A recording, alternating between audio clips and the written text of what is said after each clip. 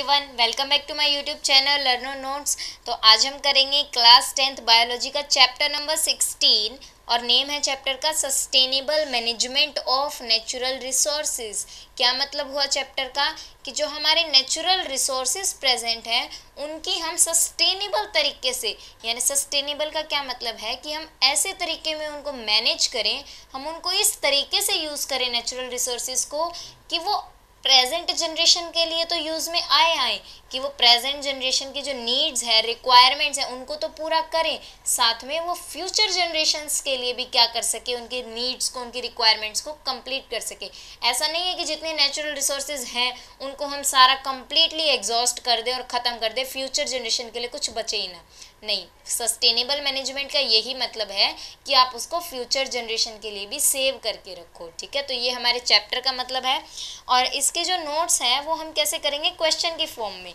Question की form में हम इस चैप्टर के हर एक टॉपिक को पढ़ेंगे। ये ज़्यादा लेंथी चैप्टर नहीं है, काफ़ी इजी चैप्टर है। आपको क्वेश्चन की फॉर्म में ही मैं ये चैप्टर समझाऊंगी। ठीक है, तो देखो फर्स्ट क्वेश्चन हमारे पास आता है कि व्हाट आर नेचुरल रिसोर्सेज। सबसे पहली बात आती है कि नेचुरल रिसोर्सेज होते क्या हैं। तो anything which is present in the environment which can be used is called natural resource.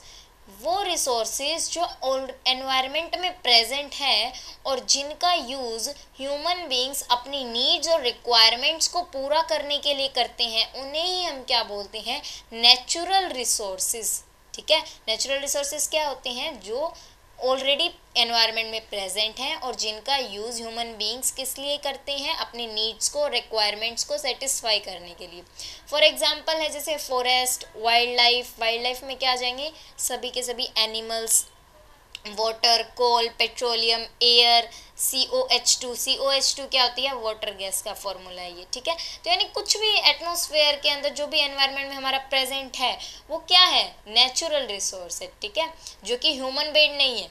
अब जो चीज़ ह्यूमन ने बनाई है, अगर हम कह देते कार, स्कूटर, बाइक, तो ये तो ह्यूमन ने बनाया, तो ये नेचुरल रिसोर्स नहीं है। नेचुरल यानी कि जो नेचुरली एनवायरनमेंट में प्रेजेंट है उन्हें हम बोलते हैं नेचुरल रिसोर्स। ठीक है, अब नेक्स्ट बात आती है, what do you mean by the management of natural resources. अब आप क्या समझते हो नेचुरल रिसोर्सेज की मैनेजमेंट से, यानी नेचुरल रिसोर्स को मैनेज करने का क्या मतलब है। तो the use of natural resources in such a way to avoid their wastage and use them in most effective way. Manage करके किसी चीज़ को, अगर हम कहते हैं कि हम किस चीज़ की मैनेजमेंट करें, तो मैनेजमेंट का क्या मतलब होता है कि नेचुरल रिसोर्सेज का हम क्या करें, वेस्टेज ना करें। ऐसा नहीं है कि हम उस चीज़ को वेस्ट कर रहे हैं, उस चीज़ को अच्छे से यूज़ करें, मोस्ट इफ़ेक्टिव तरीके के अंदर उसका यूज़ करें और साथ में उसकी वेस्टेज को अवॉइड करें। तो यही क्या होती है, मैनेजमेंट ऑफ नेचुरल रिसोर्सेज। ठीक है, अब नेक्स्ट क्वेश्चन है, what is sustainable development. Sustainable development का क्या मतलब है, sustainable development means development which meets the current basic human needs and also preserve the resources for the next need of the future generation. अभी मैंने बताया sustainable development का क्या मतलब होता है कि आप खुद तो उस चीज़ को यूज़ कर रहे हो, जैसे ह्यूमन बींग्स प्रेजेंट में नेचुरल रिसोर्सेज को यूज़ कर रहे हैं अपनी नीड्स को कंप्लीट करने के लिए और अपनी रिक्वायरमेंट्स को सेटिस्फाई करने के लिए, लेकिन ऐसे यूज़ मत करो कि वो पूरे के पूरे नेचुरल रिसोर्सेज एग्जॉस्ट हो जाएं। उनको इस तरीके से यूज़ करना कि वो आगे वाली फ्यूचर जनरेशन के लिए भी प्रिजर्व हो रहे, उनको एक अमाउंट में ही यूज़ करना, ऐसे नहीं उनका कंप्लीटली हम उनको एग्जॉस्ट कर दें।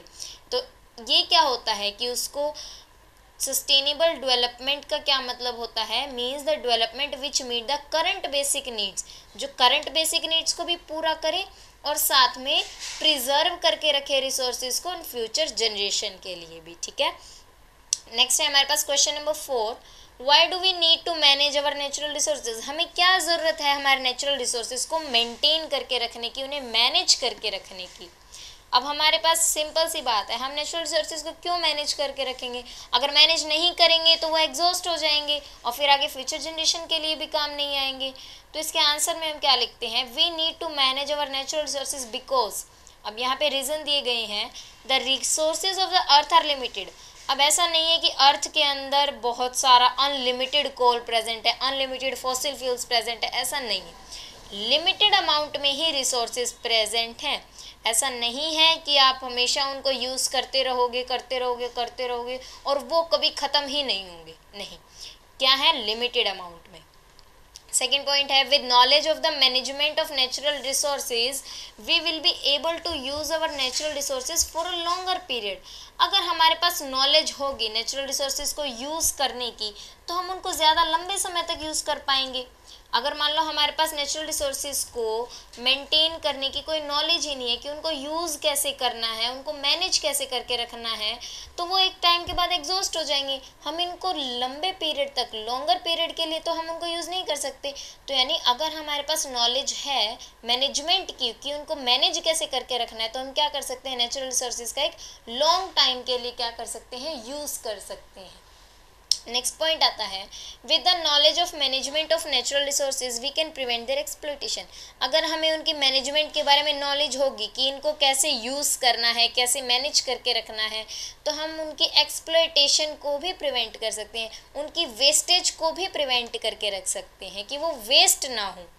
With the proper knowledge of management of natural resources, we can ensure distribution of natural resources to those people who doesn't have it. अब अगर हमारे पास नॉलेज है कि कैसे नेचुरल रिसोर्सेज को मेंटेन करना है, तो हम क्या ध्यान रखेंगे, मान लो हमारे पास कोई रिसोर्स है, किसी एरिया के अंदर एक रिसोर्स बहुत ज़्यादा अमाउंट में मिलता है, तो हम क्या करेंगे, और किसी एरिया के अंदर वही रिसोर्स बहुत कम अमाउंट में मिलता है, तो हम क्या करेंगे, जहाँ पे वो रिसोर्सेज कम अमाउंट में मिलता है हम वहाँ पे भी उस रिसोर्सेज को क्या करेंगे, सप्लाई करेंगे, ताकि हर एरिया में उस रिसोर्स की क्या रहे, यूनिफॉर्मिटी रहे, यानी हर एरिया के लोगों को, हर एरिया को क्या मिलता रहे, उस रिसोर्स का बेनिफिट मिले। यानी कि जो पीपल, जिन पीपल के पास, मान लो कोई असम में रहने वाले लोग हैं, तो असम में रहने वाले लोगों के पास अगर मान लो किसी रिसोर्स की कमी है, तो हम क्या करेंगे, उस कमी को पूरा कर देंगे। मान लो तमिलनाडु के अंदर वो रिसोर्स काफ़ी ज़्यादा मात्रा में मिलता है, तो हम तमिलनाडु से लेके वो रिसोर्सेज किसको दे देंगे, असम के लोगों को दे देंगे, तो वहाँ पे तमिलनाडु वाले भी खुश और असम वाले भी खुश, यानी कि दोनों की रिक्वायरमेंट पूरी हो जाएगी। तो इसीलिए मैनेजमेंट करना, नेचुरल रिसोर्सेज को कैसे मैनेज करके रखना है, किस किस एरिया में उनकी रिक्वायरमेंट ज़्यादा है, कैसे उनको यूज़ करना है, तो इसकी नॉलेज होनी ज़रूरी है। नेक्स्ट क्वेश्चन आता है, what do you mean by forest and wild life. अब आप फॉरेस्ट और वाइल्ड लाइफ से क्या समझते हैं, आप क्या समझते हैं, what is a forest, what is a wild life. तो सबसे पहले आता है फॉरेस्ट। फॉरेस्ट क्या होता है, a large area of land on which trees and other plants are grown naturally is called forest. Forest क्या होता है, लार्ज एरिया लैंड का जहाँ पे प्लांट्स, ट्रीज कैसे ग्रो करें, नेचुरली ग्रो करें। कैसे ग्रो करें, नेचुरली। ऐसा नहीं है कि आप आर्टिफिशियली खुद वहाँ पे, मान लो आपने कहीं पे कुछ गमले उगा दिए या गमलों में पौधे उगा दिए, तो उसको आप फॉरेस्ट नहीं कह सकते। यहाँ पे फॉरेस्ट क्या होता है, जो नेचुरली ग्रो करे, और वो भी कहाँ, लार्ज एरिया ऑफ लैंड पे, बहुत सारे plants, trees large area of land के ऊपर नेचुरली जब ग्रो करते हैं तो उस एरिया को क्या बोलते हैं हम, forest. Wild life, wild life क्या होती है, जितने भी वाइल्ड एनिमल्स हैं, for example lion, tiger, elephant, deer, birds, जो फॉरेस्ट के अंदर रहते हैं उनको हम क्या बोल देते हैं, वाइल्ड लाइफ। वाइल्ड यानी कि जंगली, जो जंगली का क्या मतलब होता है, जंगल, जंगल यानी कि फॉरेस्ट, जो कि फॉरेस्ट में रहती है। वाइल्ड का मतलब क्या है, फॉरेस्ट, फॉरेस्ट से लिंक है। और लाइफ का मतलब यानी कि जो लाइफ फॉरेस्ट में रह रही है वो क्या होती है, वाइल्ड लाइफ। तो फॉरेस्ट में कौन रहते हैं, एनिमल्स, वाइल्ड एनिमल्स, जैसे कि lion, tiger, elephant, deer, birds, reptiles, या फिर जो भी वहाँ पे रहते हैं, ठीक है। नेक्स्ट बात आती है, व्हाट आर स्टेक होल्डर्स। तो ये स्टेक होल्डर्स क्या होते हैं। अब स्टेक होल्डर्स क्या होंगे, a person with an interest और concern in something is called stakeholder. Stakeholder हम किसको बोलते हैं, वो पर्सन जिसका किसी चीज़ में इंटरेस्ट है। मान लो किसी बंदे का इंटरेस्ट है बिल्डिंग बनाने में, इंटरेस्ट है, किसी का इंटरेस्ट है कि वो फॉरेस्ट को कंजर्व करके रखे, किसी का इंटरेस्ट है कि वो काफ़ी अच्छे अच्छे पेड़ पौधे लगाए, मतलब हर किसी का अलग अलग इंटरेस्ट होता है। तो वो पर्सन जिसका इंटरेस्ट है किसी चीज़ में और कंसर्न है, यानी अब मान लो कोई एक ऐसा पर्सन है जिसको कंसर्न है, अगर हम फॉरेस्ट को ज़्यादा काटेंगे तो इसकी वजह से क्या होगा, ट्रीज़ ख़त्म हो जाएंगे, हमारे पास जो है ऑक्सीजन का लेवल डिक्रीज़ हो जाएगा, एटमॉस्फेयर में कार्बन डाइऑक्साइड का लेवल इंक्रीज़ हो जाएगा। तो यानी उस व्यक्ति को उसके बारे में क्या है, चिंता है उसके बारे में, उन फॉरेस्ट की क्या है, उसको चिंता है। तो जो लोग ऐसे होते हैं जिनको क्या होता है, किस चीज़ में इंटरेस्ट होता है या फिर उसके बारे में कंसर्न होता है, वो होते हैं स्टेक होल्डर्स। अब मान लो किसी को इंटरेस्ट कैसे है, इंटरेस्ट का क्या मतलब हुआ, मान लो पेड़ है, अब पेड़ों से क्या बनता है, फर्नीचर बनता है। तो जो बड़े बड़े जो बिजनेसमैन होंगे तो उनका काफ़ी इंटरेस्ट होगा इनके अंदर, वो क्या चाहेंगे, वो अच्छा वैल्यूएबल फर्नीचर तैयार करना चाहेंगे ताकि वो आगे मार्केट में सेल कर सकें। तो यानी उनका इंटरेस्ट है उस चीज़ के अंदर। उनका कहाँ पे इंटरेस्ट है, ट्रीज़ के अंदर। वो क्या चाहते हैं कि उनको ज़्यादा से ज़्यादा अमाउंट में क्या मिले, वुड मिले, ताकि वो ज़्यादा से ज़्यादा अमाउंट में फर्नीचर बना सकें। तो स्टेक होल्डर का क्या मतलब होता है, पर्सन विद एन इंटरेस्ट और कंसर्न इन समथिंग। किसी भी चीज़ में हो सकता है उसका इंटरेस्ट और कंसर्न, तो उसे क्या बोलते हैं, स्टेक होल्डर। एग्जाम्पल दिया हुआ है, an industrialist who use various forest products for their factories such as wood for making paper. अब जैसे कोई इंडस्ट्रियलिस्ट का एग्जाम्पल ले दूँ, कोई इंडस्ट्रियलिस्ट है, वो क्या करता है, फॉरेस्ट प्रोडक्ट को यूज़ करता है। क्यों करता है वो यूज़, क्योंकि उसकी फैक्ट्री के अंदर किसकी रिक्वायरमेंट होती है, वुड की और पेपर की, फर्नीचर की। किस लिए, अब वुड की रिक्वायरमेंट किस लिए है, उसको पेपर और फर्नीचर बनाने के लिए। तो यानी कि जो इंडस्ट्रियलिस्ट है उसका इंटरेस्ट क्यों है वुड के अंदर, क्योंकि उसको पेपर और फर्नीचर बनाने हैं। तो ये हम एग्जांपल ले सकते हैं कि स्टेक होल्डर का मतलब होता है कि जिसका इंटरेस्ट हो किसी चीज़ के अंदर। इंटरेस्ट क्यों होगा, इंटरेस्ट अपने फ़ायदे के लिए होगा। अब उसको अपना फ़ायदा है कि भाई मैं पेपर बनाऊंगा, फर्नीचर बनाऊंगा तो मेरी ज़्यादा सेल होगी। तो यानी कि अपने इंटरेस्ट के लिए वो किसी चीज़ को, किसी प्रोडक्ट को यूज़ करता है, और उसी व्यक्ति को हम क्या बोलेंगे, स्टेक होल्डर बोलते हैं। ठीक है। अब नेक्स्ट है वाटर। वाटर के बारे में हम सभी जानते हैं, water is the basic necessity for all forms of life. Water क्या है, बेसिक नेसेसिटी है सभी लाइफ फॉर्म्स के लिए। Without water life is not possible. ठीक है। अब हम वाटर से रिलेटेड ही कुछ क्वेश्चंस डिस्कस करते हैं। क्वेश्चन नंबर 6 है, despite being good rains we are not able to meet the demand of water of all the people, why. अब आपने देखा होगा इंडिया के अंदर बहुत रेन होती है, कई जगह तो ऐसी है जहाँ पे क्या हो जाती है, फ्लड्स भी आ जाते हैं, इतनी हैवी रेन होती है। लेकिन फिर भी कुछ जगह ऐसी है जहाँ पे हम लोगों की डिमांड को पूरा ही नहीं कर पाते वाटर के लिए। यानी क्या मतलब है कि कुछ एरियाज़ तो ऐसे हैं जहाँ पे एक्सेस में वाटर है, लेकिन कुछ एरियाज़ ऐसे हैं जहाँ पे बिल्कुल भी वाटर प्रेजेंट नहीं है। तो ये ऐसा क्यों है, हमारे तो यहाँ पे रेन भी इतनी अच्छी होती है, लेकिन फिर भी सभी लोगों को सभी लोगों के पास वाटर की सप्लाई क्यों नहीं होती। तो इसके रीजंस हैं, our population is increasing rapidly. सबसे पहला तो रीज़न है कि पॉपुलेशन इंक्रीज कर रही है रैपिडली। पॉपुलेशन इंक्रीज कर रही है तो ज़्यादा पॉपुलेशन तो ज़्यादा वाटर की रिक्वायरमेंट, और वाटर रिसोर्सेज क्या है हमारे पास, लिमिटेड है। और जो ग्राउंड वाटर जो है उसका लेवल भी अब कम होता जा रहा है। तो उसकी वजह से क्या होगा, पॉपुलेशन इंक्रीज कर रही है, वाटर लेवल डिक्रीज कर रहा है, तो कंप्लीट पॉपुलेशन को तो वाटर नहीं मिल पाएगा ना। तो मेन रीज़न तो ये क्या होगा कि पॉपुलेशन इंक्रीज कर रही है रैपिडली। सेकेंडली हम क्या रीज़न दे सकते हैं, due to the lack of sufficient vegetation cover on ground only a little rainfall percolates into soil और ग्राउंड। अब हमारे क्या है, वेजिटेशन, हम क्या कर रहे हैं, पेड़ों को काटते जा रहे हैं। पेड़ों को काटेंगे तो जो ग्राउंड है यानी कि जो हमारी ज़मीन है वहाँ पे वेजिटेशन नहीं रहेगी। वेजिटेशन यानी कि पेड़ पौधे कुछ भी नहीं रहेगा, तो जिसकी वजह से अब वाटर का आपको पता है, पेड़ क्या करते हैं, सोयल को अपनी जड़ों के साथ बाइंड करके रखते हैं, अपनी रूट्स के साथ। तो वहाँ पे पेड़ों को जैसे वो सोयल को बाइंड करते हैं तो वहाँ पे क्या प्रेजेंट होते हैं, वाटर भी प्रेजेंट होता है। तो वो वाटर को भी वहाँ पे क्या करके रखते हैं, एक जगह पे क्या रखते हैं, वो स्टेगनेंट यानी कि एक जगह पे ठहरा के रखते हैं। अब एक बात बताओ, अगर आप पेड़ों को काट कर वहाँ पे क्या लगा दो, सीमेंटेड फ्लोर लगा दो। अगर आपने वहाँ पे पेड़ों को काट दिया और वहाँ पे सीमेंटेड फ्लोर बना दिया, जैसे रोड्स बना दिए, तो वहाँ पे क्या होगा, पहले तो रेन आती थी तो सीधा ज़मीन के अंदर पानी चला जाता था। ट्रीज़ क्या करते थे, ट्रीज़ की रूट्स वगैरह क्या करती थी, एब्जॉर्ब कर लेती थी, और या फिर सोयल के अंदर वो पानी एब्जॉर्ब हो जाता था। लेकिन अगर आपने सीमेंटेड रोड बना दिया तो वो तो उसको एब्जॉर्ब नहीं कर सकती ना, सोयल तो एब्जॉर्ब कर सकती थी, लेकिन सीमेंट के अंदर से तो वाटर परकोलेट नहीं होगा। तो उसकी वजह से अगर हम वेजिटेशन को ख़त्म करेंगे, वेजिटेशन को ख़त्म करते जाएंगे, तो उसकी वजह से क्या होगा, वाटर की जो हमारी जो रिक्वायरमेंट्स है वो कंप्लीट ही नहीं हो पाएंगे, क्योंकि वाटर इतना ज़्यादा अमाउंट में नहीं प्रेजेंट कि हम उसको बिल्कुल आराम से यूज़ करें। भले ही वाटर प्रेजेंट है बहुत ज़्यादा अमाउंट में, लेकिन वो क्या है, सॉल्टी वाटर प्रेजेंट है, ओशियंस में प्रेजेंट है। सॉल्टी वाटर को तो हम कंज्यूम नहीं कर सकते ना। फ्रेश वाटर जिसको हम कंज्यूम कर सकते हैं वो बहुत कम अमाउंट में प्रेजेंट है।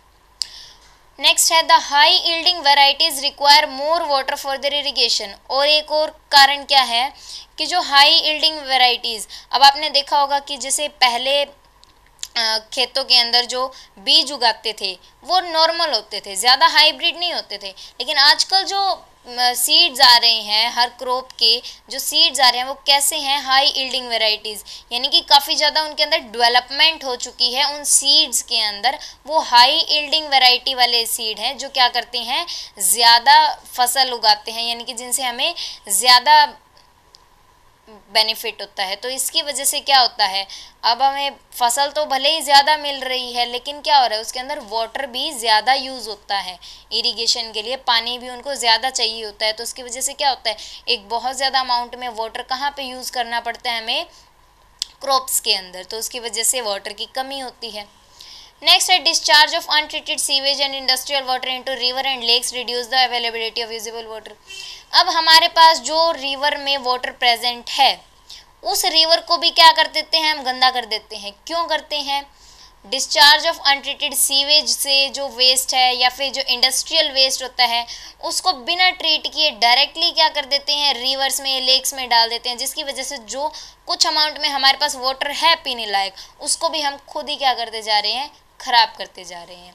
यानी कि कोई और नहीं कर रहा दूसरा। अब हमें ये तो सोचना चाहिए कि अगर चलो मान लिया कि हमें इरिगेशन में नीड होती है या फिर हमें रोड बनाने होते हैं, तो चलो ठीक है बनाएंगे, लेकिन जो रिवर में ऑलरेडी वाटर प्रेजेंट है हम उसको तो वेस्ट ना करें, हम उसको भी जानबूझ के वेस्ट कर रहे हैं। तो इसी वजह से क्या हो रही है, वाटर की कमी हो रही है।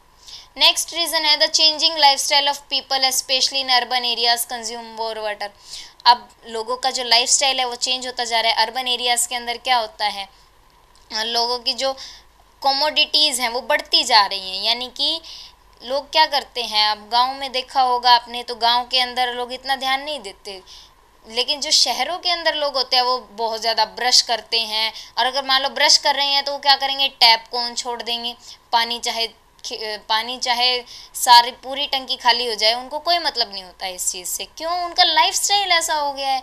वो सोचते हैं कि दोबारा पानी आएगा हम दोबारा भर लेंगे, कोई दिक्कत नहीं है। लेकिन इससे क्या हो रहा है, उनकी जो लाइफस्टाइल है उसकी वजह से क्या हो रहा है, हमारा वाटर वेस्ट हो रहा है। अगर वो वाटर एक बार वेस्ट हो गया तो फिर उसको अच्छे से, उसको फिर से यूजेबल फॉर्म में लाने के लिए काफ़ी सारे प्रोसेस से जाना पड़ता है। और ज़रूरी नहीं है कि हर वाटर जितना भी हम वेस्ट कर रहे हैं वो सारा का सारा दोबारा से यूजेबल फॉर्म में कन्वर्ट होता है, वो क्या होता है, वेस्ट ही हो जाता है। तो इसीलिए हमें अपने लाइफस्टाइल को भी चेंज करने की ज़रूरत है। कि मान लो आप टैप खुली ना छोड़ो, या फिर अगर मान लो आपके घर में कहीं पे कोई टैप के अंदर लीकेज है तो आप उसको ठीक करवाओ। ऐसा नहीं है कि कोई बात नहीं थोड़ा बहुत पानी गिरता है, नहीं, वो बूंद बूंद से सागर भरने वाली बात है कि थोड़ा थोड़ा पानी गिर के वो आपका कितना सारा पानी वेस्ट हो जाता है। नेक्स्ट क्वेश्चन है व्हाट इज सिल्वीकल्चर। सिल्वीकल्चर क्या होता है and what are is advantages, और इसकी एडवांटेजेस क्या हैं। तो सिल्वीकल्चर क्या है, the process to replenish forest by growing more trees. ज़्यादा से ज़्यादा पेड़ उगा के फॉरेस्ट को फिर से क्या करना, हरा भरा कर देना। सिल्वीकल्चर क्या होता है, ज़्यादा से ज़्यादा पेड़ उगा के फॉरेस्ट एरियाज जो ख़त्म होते जा रहे हैं उनको फिर से क्या कर देना, हरा भरा कर देना। और इसके एडवांटेजेस क्या हैं, it produces large quantity of raw material for industry. अब इंडस्ट्रियलिस्ट क्या सोचते हैं, वो पेड़ काट तो लेते हैं, लेकिन अगर मान लो उनको फर्नीचर बनाने के लिए या किसी भी और काम के लिए उनको वुड की ज़रूरत है तो पेड़ तो काट देंगे, लेकिन उसकी जगह पे दोबारा नहीं उगाते। अगर हम उसकी जगह पे दोबारा ट्रीज़ को ग्रो कर दें तो उससे बेनिफिट क्या होगा, 2-3-4 साल में जब भी हम दोबारा, हमारे पास अगर हमें वुड की रिक्वायरमेंट होगी तो हम वहाँ से फिर से वुड ले सकते हैं। और इससे क्या होता है, अगर मान लो हम पेड़ काटते हैं और उसकी जगह हम दोबारा कोई पेड़ उगा देते हैं तो यानी कि हम कोई नुकसान नहीं पहुंचाते, हमने यूज़ भी किया उस चीज़ को और फिर से उस वहाँ पे ट्रीज़ भी ग्रो कर दिए ताकि फ्यूचर में भी वो हमारे काम आ सके। अगर हम काटते ही जाएंगे पेड़ों को और उगाएंगे ही नहीं तो इससे तो पेड़ सारे ख़त्म ही हो जाएंगे। तो इसलिए सिल्वीकल्चर के क्या एडवांटेज हैं, पेड़ उगाने के क्या एडवांटेज हैं, जो इंडस्ट्रियलिस्ट हैं उनको रॉ मटेरियल्स मिलेगा, लार्ज क्वांटिटी में मिलेगा, और साथ में it increases the area of earth under forest, forest का एरिया इंक्रीज हो जाएगा अर्थ के ऊपर। It maintains perfect water cycle in nature. अब आपको पता है ट्रीज़ क्या करते हैं, वाटर साइकिल में उनका मेन रोल होता है। क्यों, ट्रीज़ क्या करते हैं, 99% वाटर जो उनकी रूट्स एब्जॉर्ब करती हैं उसका 99% वाटर वो क्या कर देते हैं, एटमॉस्फेयर में थ्रू ट्रांसपीरेशन वाटर वेपर की फॉर्म में क्या कर देते हैं, रिलीज़ कर देते हैं। और वही वाटर वेपर्स फिर ऊपर जाते हैं एटमॉस्फेयर में, क्लाउड्स की फॉर्मेशन करते हैं, और उनसे क्या होता है, वही वाटर रेन की फॉर्म में फिर से क्या होता है, हमारी अर्थ के ऊपर आ जाता है। तो ये क्या है, वाटर साइकिल है, और trees main important role play करते हैं वाटर साइकिल के अंदर। और इनका सबसे लास्ट क्या है, इट प्रिवेंट सॉइल इरोजन, और सॉइल इरोजन को भी प्रिवेंट करते हैं। अगर हम ज़्यादा से ज़्यादा ट्रीज़ लगाते हैं तो वो सॉइल को बाइंड करके रखते हैं उनकी रूट्स, जिससे कि सॉइल इरोजन नहीं हो पाता। ठीक है, इस चैप्टर के कुछ एक क्वेश्चंस और पेंडिंग है, वो हम अपनी नेक्स्ट वीडियो में डिस्कस करेंगे। And if you have any doubt related to this chapter then you can ask in the comment box. Thank you.